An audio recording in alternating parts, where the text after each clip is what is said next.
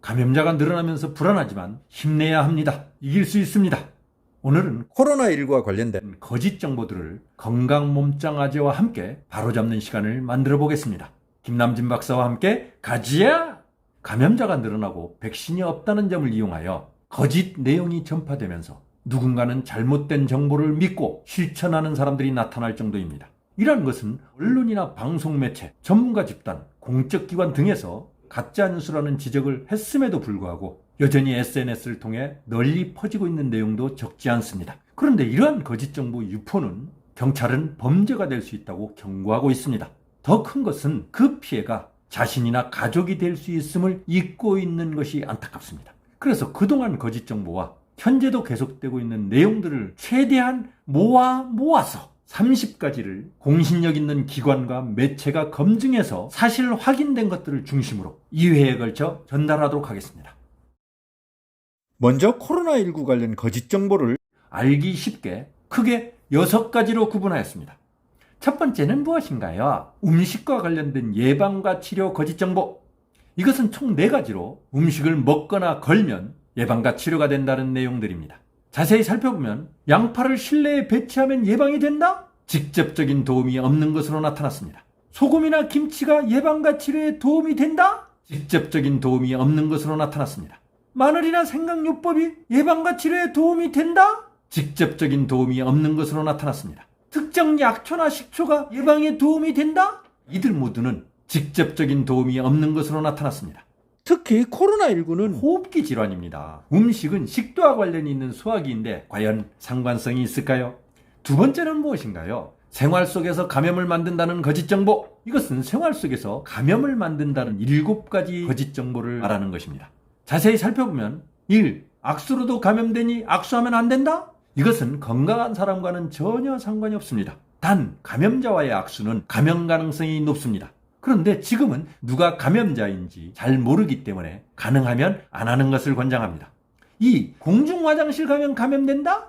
감염 가능성은 밀폐된 곳 어디든 가능하다라고 알려져 있습니다. 그러나 볼일 보고 난 후 30초 이상 비누를 사용하여 손 씻기는 충분히 예방 가능한 것으로 또한 알려져 있습니다. 단 공중화장실 비데는 사용하지 않고 볼일을 본 후 뚜껑을 닫고 물을 내리는 것을 권장합니다. 3. 중국에서 편지나 소포를 받으면 감염될 수 있다? 아닙니다. 바이러스는 오래 생존할 수 없으므로 안전합니다. 4. 집에서 키우는 애완동물이 코로나19를 전파할 수 있다? 아직 그런 근거는 없습니다. 단 일반적인 박테리아로부터 보호하기 위해서는 애완동물을 만지고 난 후 비누로 씻는 것이 좋습니다. 5. 땀으로 감염된다? 아직까지 땀에서 바이러스가 배출됐다는 근거는 없습니다. 단 땀이 재채기나 기침할 때 나오는 침방울과 섞여 있을 경우는 옮길 가능성이 있습니다.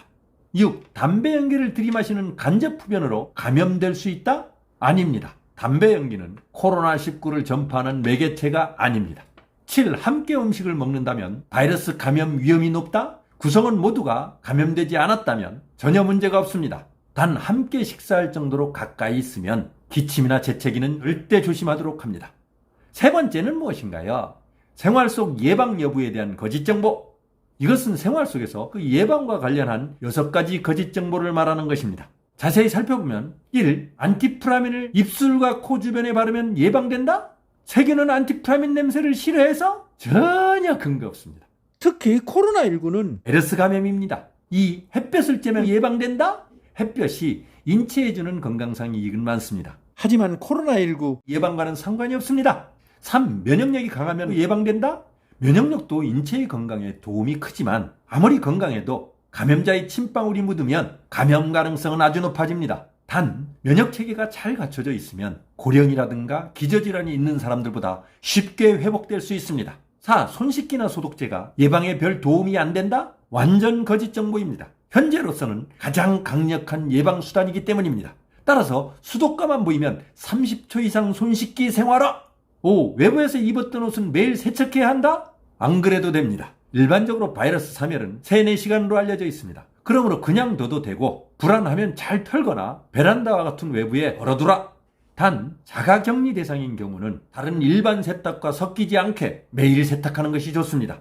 6. 마스크는 무조건 KF94 이상 써야 한다? 격리자라든가 기침을 하는 사람들 같은 경우는 KF94를 쓰는 것이 맞습니다. 그러나 건강한 사람은 일회용 마스크라든가 면 마스크도 침방울이 튀는 것을 최소화할 수 있어 유용한 것으로 알려져 있습니다.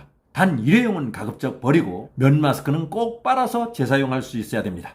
다음 시간은 나머지 3가지와 감기 증상이 나타났을 때 대처할 수 있는 방법에 대해서 알기 쉽게 전달하도록 하겠습니다. 오늘은 여기까지. I'll be back soon.